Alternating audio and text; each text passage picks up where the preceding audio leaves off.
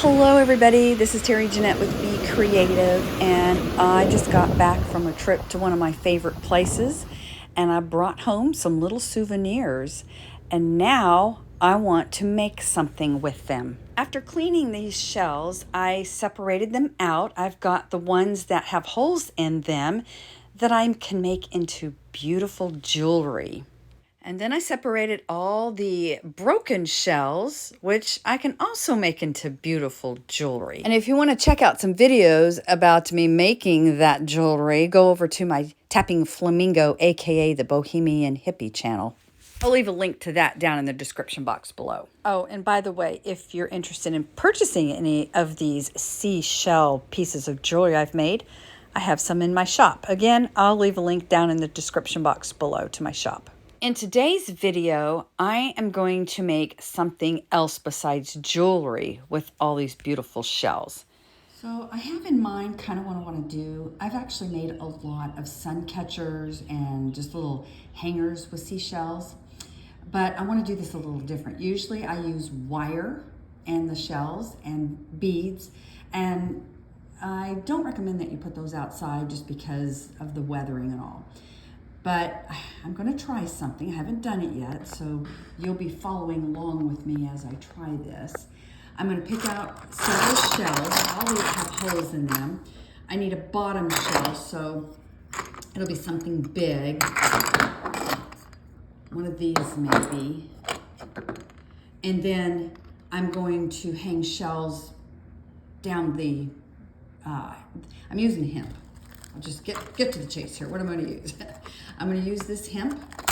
I'm also going to use this wax cording, and I'm going to crochet a chain stitch, which I have a video over on my other YouTube channel, which I'll leave a link down in the description box below where you can find out if you don't know how to do a chain stitch.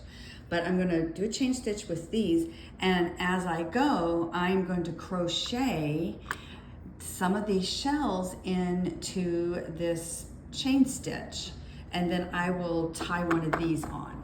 So I'm going to go do that right now, and then I will be back to show you what it looks like. All right, so this is what it's turning out so far. This is not what I had in mind, but I think I actually like it. It's got some jingle to it. All right, let me finish this up. All right, so I've got the bottom all tied, and I added a couple more strings. I just threaded it into the bottom, so then that's why I've got all these strings hanging down. I'm actually going to unravel these and shred them out so it's kind of like a tassel, and then trim them off. So look at that, and it's going to be able to be hung outside. How cool is that? All right, let me finish the top and do the little tassel here. I'll probably have a tassel up here too.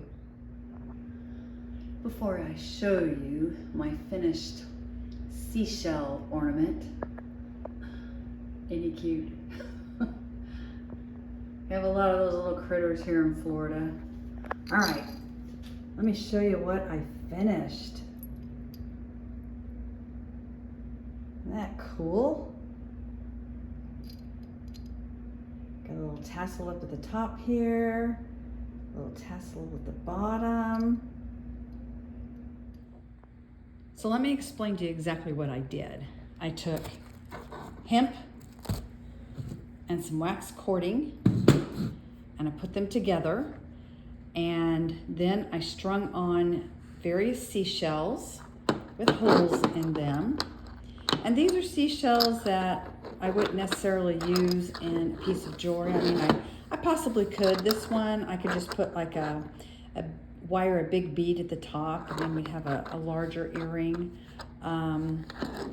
But problem is, I guess that could be a pendant, because the earring I would need two of those. I have taken something like this and made a pendant out of it and put seed beads on it and all, but you know, I thought this would be a better project. Plus the fact it branches out a little bit. I'm branching out a little bit on what to do with my seashells, I find. So anyway, get my hemp and all my cording, string on my seashells that I want, and then I crocheted a chain stitch. I did 5 chain 5, and then I pulled one of the seashells up, and then I did another chain 5, pulled this seashell up, another chain 5, anyway, until I finished up, ending with the chain 5. And on either end, I left really long pieces, okay? Enough where I could loop in a seashell, and I tied it, and then I tied it in a knot, and then I used an overhand knot technique to make all these fibers be together instead of separated out. Up here, I just looped over and did an overhand knot, and then I did have to add some more cording, so I cut probably about 6 or 7 inches and threaded them in through one of these little holes here, and then I used a crochet hook to pull it through. And once it was all pulled through, I tied it in a knot, and then an overhand knot using all of the strings. And then I just untwisted each string, and I took a bead reamer. You can use a needle or a pin or something sharp, and just combed through there, separating all the fibers out. Did that there and at the bottom, and I have my little charm that I can hang outside, and it's going to make some really cool noise. It's like a wind chime. So as I said before, you can hang this outside, but you can hang it inside too. I'm at my mom's house right now in Florida, but when I get back to Louisiana, I plan to hang this as a wind chime outside.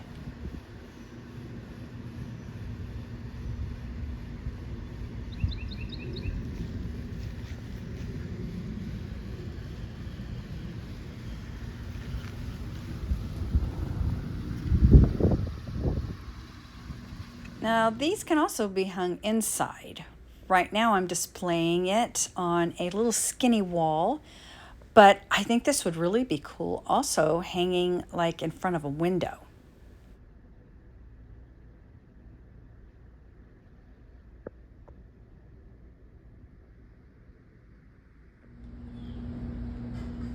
This was so fun. I think I'm going to do it again. Let's see. I have to pick through these shells, find some more.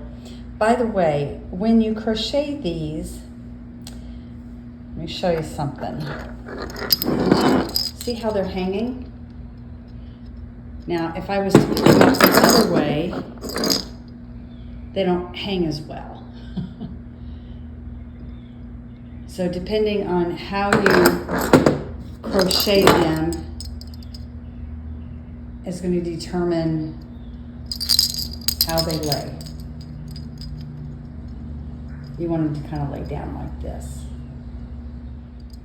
Thanks for joining me, and y'all have a great day. This is Terry Jeanette with Be Creative, signing out for now. Bye-bye.